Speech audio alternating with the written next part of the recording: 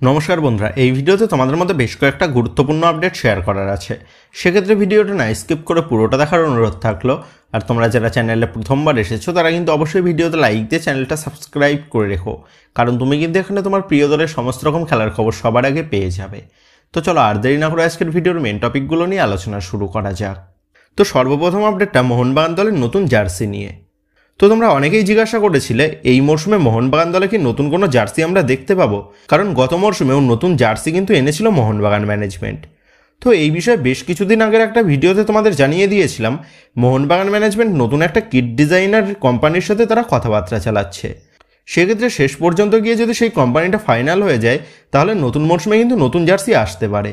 তবে পরবর্তীতে যেমনটা জানা গেছে সেই কোম্পানির সাথে কিন্তু মোহনবাগান ম্যানেজমেন্টের কথাবার্তা ফাইনাল হয়নি, সেহেতু গত মরশুমের কিট ডিজাইনার কোম্পানি কিন্তু থাকছে মোহনবাগানের সাথে, যার ফলে এই মরশুমেও মোহনবাগান দলে আমরা নতুন কোনো জার্সি কিন্তু আর দেখতে পাবো না। আর গত মরশুমের মোহনবাগানের জার্সিটা কিন্তু বেশ লাকি ছিল, সেক্ষেত্রে আশা করব ওই একই ডিজাইনের জার্সি পরে এই মরশুমেও মোহনবাগান দল আরও সফলতা নিয়ে আসতে পারবে। তো যে একেবারে নেক্সট আপডেটটা বেরিয়ে আসছে আনোয়ার আলীর বিষয় নিয়ে। তো গতকাল এক মোহনবাগান সমর্থক আনোয়ার আলীকে তার সোশ্যাল মিডিয়াতে আনোয়ার আলীকে মোহনবাগান দলে থাকার জন্য রিকোয়েস্ট করেছিল, আর তার সেই SMS আনোয়ার আলী কিন্তু রিপ্লাই দিয়েছে ডোন্ট ওয়ারি, মানে চিন্তার কোনো কারণ নেই। সেক্ষেত্রে আনোয়ার আলী কিন্তু নিজেই কনফার্ম করে দিয়েছে সে মোহনবাগান দলে থাকছে। আর এর পাশাপাশি আমার এক ক্লোজ ফ্রেন্ড যার কিন্তু মোহনবাগান ম্যানেজমেন্টের এক স্পেশাল পার্সনের সাথে কন্ট্রাক্ট আছে, তো সেও কিন্তু কনফার্মভাবে জানিয়েছে আনোয়ার আলী মোহনবাগান দলে স্টে করছে। আর যদি শেষ পর্যন্ত বড়সড় কোনোরকম অঘটন না ঘটে যায় তাহলে আমরা আগামী 29 তারিখ কিন্তু আনোয়ার আলীকে মোহনবাগানের অনুশীলনে দেখতে পেতে চলেছি। আর এর পাশাপাশি আরও যেমনটা জানা গেছে আনোয়ার আলী তার কেসটা PSCতে অ্যাপ্লাই করলেও তার কেসটা PSCতে ওপেন হওয়ার আগেই মোহনবাগান ম্যানেজমেন্ট এবং আনোয়ার আলী দুই পক্ষ মিলেই কিন্তু এই বিষয়টা মিটিয়ে নিয়েছে।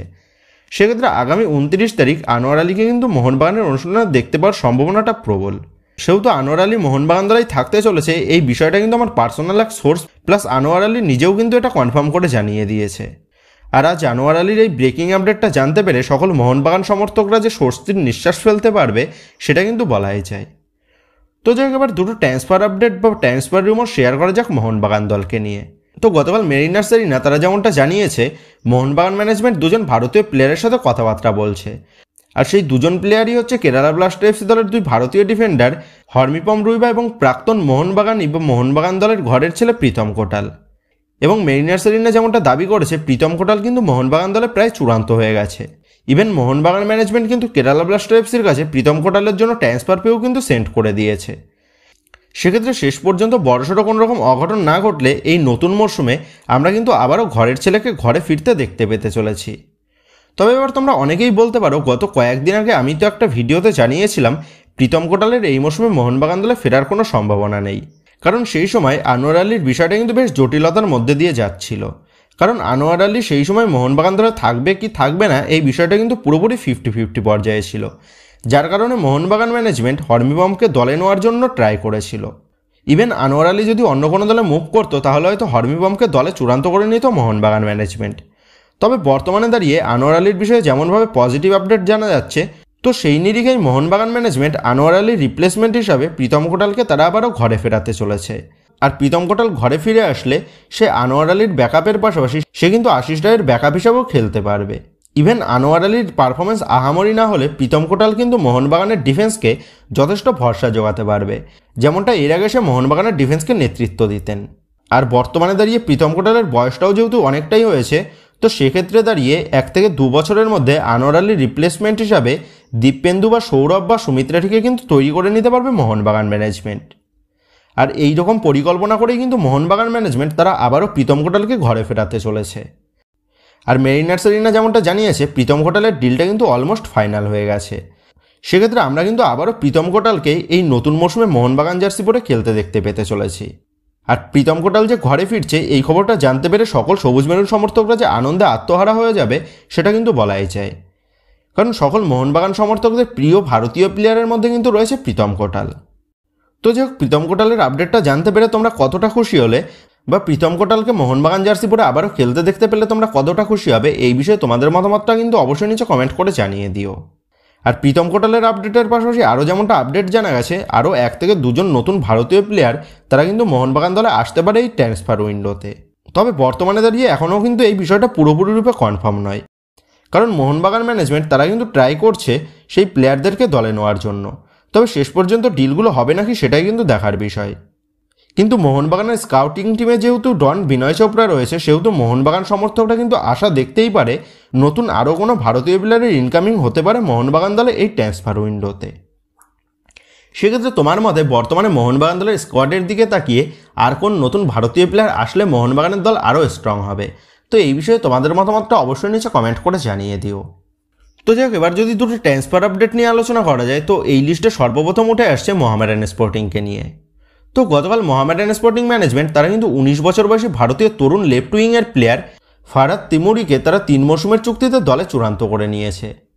তো এই ফারাদ গত মৌসুমে খেলছিল দিল্লি এফসি দলের হয়ে।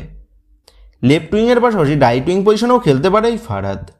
আর এই তরুণ প্রতিভাবান উইঙ্গারকেই এবার কিন্তু একটা লম্বা চুক্তিতে দলে চূড়ান্ত করে নিয়েছে মোহামেডান স্পোর্টিং। তো যে একেবারে নেক্সট আপডেটটা বেরিয়ে আসছে পাঞ্জাব এফসিকে নিয়ে। তো ইতিমধ্যেই পাঞ্জাব এফসি তারা তাদের গত মৌসুমের বিদেশি ক্যাপ্টেন লুকা মাসচেনের সাথে কিন্তু আরও 1 মৌসুমের চুক্তি বৃদ্ধি করে নিয়েছে।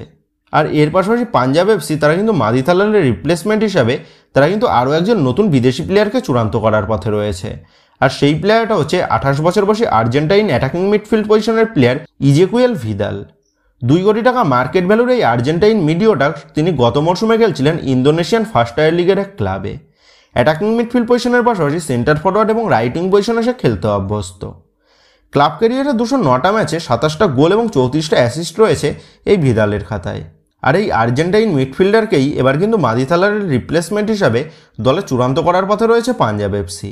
সেক্ষেত্রে এখন এটাই দেখার বিষয় হবে মাদি থালালের উপযুক্ত রিপ্লেসমেন্ট হয় নাকি এই ভিদাল তার পারফরমেন্সের নিরিখে। তো যাই হোক বন্ধুরা, এই ভিডিওতে সামান্য একটা গুরুত্বপূর্ণ আপডেট তোমাদের মধ্যে শেয়ার করার ছিল। তো আশা করি ভিডিওটা তোমাদের ভালো লেগেছে। তো যদি ভিডিওটা ভালো লেগে থাকে তাহলে ভিডিওতে লাইক দিয়ে চ্যানেল সাবস্ক্রাইব করে পাশে থাকা বেল আইকনটা অবশ্যই প্রেস করে দিও। আর তোমরা যারা এখনও পর্যন্ত আমাদের সোশ্যাল মিডিয়া পেজের সাথে যুক্ত হওনি তারা কিন্তু অবশ্যই নিচের ডিসক্রিপশন বক্সের লিঙ্ক থেকে আমাদের সোশ্যাল মিডিয়া পেজের সাথেও যুক্ত হয়ে যেও। কারণ এখন কিন্তু সমস্ত লেটেস্ট আপডেটগুলো সবার আগে আমাদের সোশ্যাল মিডিয়া পেজেই পোস্ট করা হয়। আর তোমরা এখন ফেসবুক এবং ইনস্টাগ্রামে গিয়ে তোমরা আমাদের এই চ্যানেলের নাম লিখে সার্চ করলেও তোমরা কিন্তু আমাদের ফেসবুক এবং ইনস্টাগ্রাম পেজটাও খুঁজে পেয়ে যাবে। সেক্ষেত্রে তোমার প্রিয় দলের সমস্ত রকম লেটেস্ট আপডেট সবার আগে জানার জন্য এবং আমার সাথে সরাসরি যে কোনো বিষয়ে কথা বলার জন্য তোমরা কিন্তু অবশ্যই মনে করো আমাদের সোশ্যাল মিডিয়া পেজের সাথে যুক্ত হয়ে যেও। তো বন্ধুরা, এই ভিডিওটা এটুকুই ছিল। তো আসি বন্ধুরা, দেখা হচ্ছে পরের ভিডিওতে।